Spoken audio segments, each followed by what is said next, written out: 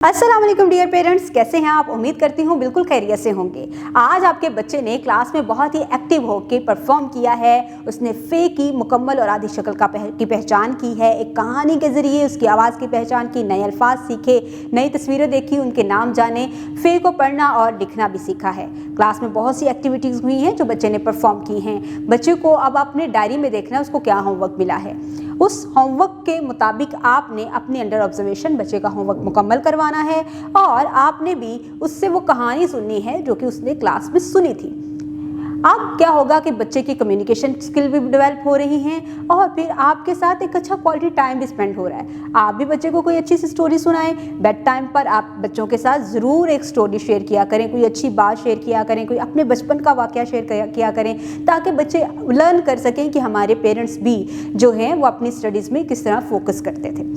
इसके साथ आपने बच्चों के साथ अच्छा क्वालिटी टाइम स्पेंड करना है, लेकिन फोकस करना है हरूफ तहज्जी पर। आज बच्चे ने फे सीखा है, फे की मुकम्मल और आधी शक्ल को सीखा है, तो आप बच्चों को बता सकते हैं कि जब हम फे से बनने वाली बहुत सी चीज़ें हमारे घर में हैं, उनके नाम क्या हैं, बच्चे उसकी आवाज़ को पहचानेंगे और उसके नाम को भी जानेंगे।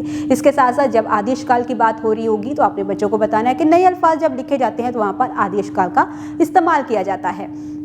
आपने बच्चे के साथ एक बहुत ही पॉजिटिव घर में इन्वायरमेंट बनाना है।